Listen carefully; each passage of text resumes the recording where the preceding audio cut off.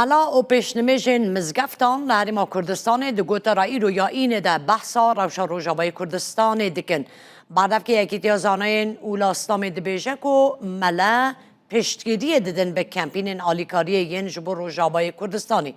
دکتر عبدالله شرکاوایی بعد که یکی تیازانه اولاستام یا کردستان ایروینی جتور مدیای رودابرا راگهان حلوستا ملاین اولی هر تم نشتمانی بویه دوی چارچوه دا ایرو به یک دنگی فتوای یکیتی از آنای سوریه یا لدجی کرد و روژاوای کردستان رد دکن.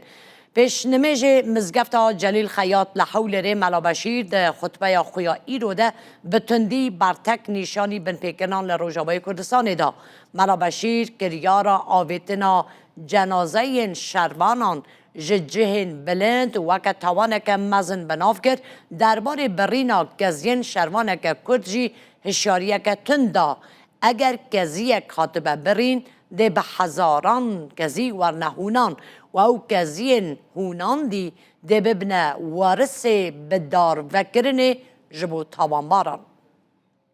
بۆیە کەسێک دەستی بچێتە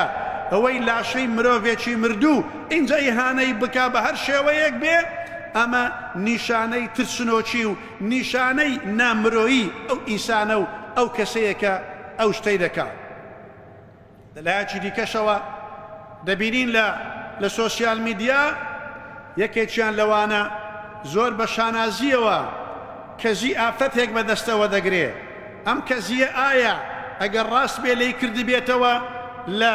لە پرچی شەڕڤانێکی کەوا کوژراوە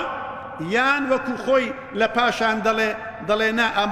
ئەمە کەزیەکی دەستکردە لە هەر حاڵەتێک ئەم نیشاندانانەش ئیهانەیە بۆ ئافرەتی کورد بۆ ئافرەت بۆ ئینسان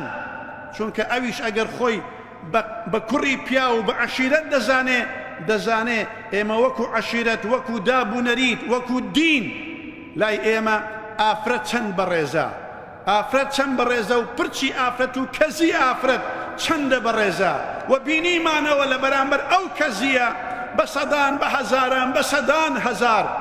کەزیان هۆنیەوە و تیان ئەگەر کەزیەک بڕوا بە سەدان بە ملیۆنەها کەزی شوێنی دەگرێت ئەم کەزیانەش ئینشاءڵڵا کەزی ئەو شەرڤانانە و ئەو ئافرەتانەی ئێمە ئافرەتی خاوێنی ئێمە کەزیەکانیان دەبێتە گوریسێک بۆ ئەوەی دەبێتە پەتی سێدارە بۆ ئەو زاڵم وستەمکارانەیان پێ لە سێدارە بدرێ.